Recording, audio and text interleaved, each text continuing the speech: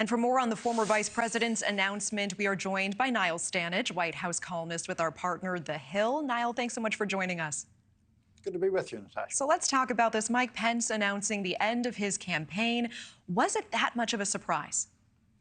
It wasn't. The former vice president is polling around 4% in national polls of the Republican electorate. And what that points to is just a very basic fact. Mike Pence was selling a product that the Republican electorate wasn't really interested in buying. And that was a product of proclaiming his pride in what he termed the achievements of the Trump-Pence administration, while at the same time being critical of the former president in other ways, and obviously standing behind his own actions on January the 6th, 2021.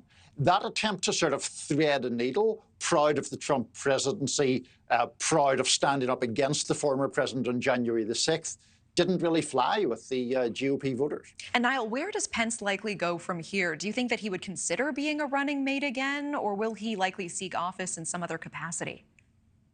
It's interesting. I don't know if there's any historic precedent for someone having been vice president to one person and then going back again. I don't expect he would be asked if former President Trump is the nominee.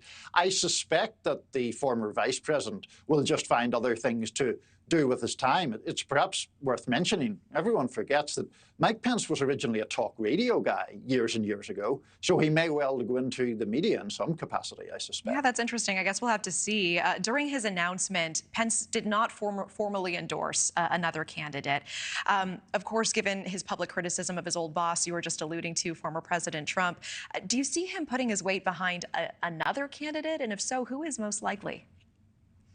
I guess if it were not former President Trump, and it won't be, I suppose Nikki Haley, the former UN ambassador, might be the most likely person. They do share quite a lot of common ground, not just on Israel, but on a sort of vision of American strength in the world. Very strong advocates, for example, of continued American support for Ukraine in its war against Russia. So that's a possibility.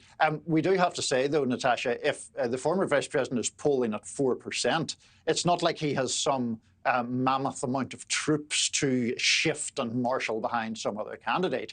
Yes, his endorsement would be welcome, I suppose, but it wouldn't be a game changer. Okay, I appreciate that context. And with the GOP primary field getting smaller, who do you believe will still be in the running when the Iowa caucuses begin in January at this point?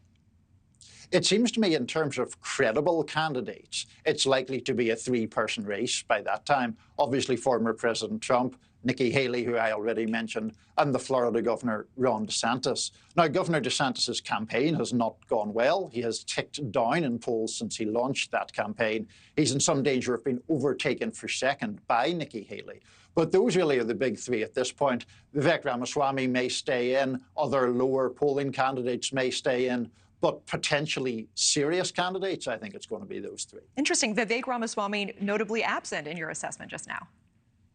Yeah, because I think Vivek Ramaswamy is very good at getting media attention. I'm not so convinced that he's good at persuading a significant number of Republican voters to vote for him. There was an attempt by him today to sort of address Jewish concerns about previous comments he had made that were more skeptical of American support for Israel than the other main Republican contenders. I'm not commenting on the rights and wrongs of that position. It was not a particularly popular position with Republican voters. Okay, Niall Stanage, appreciate your time as always. Thank you.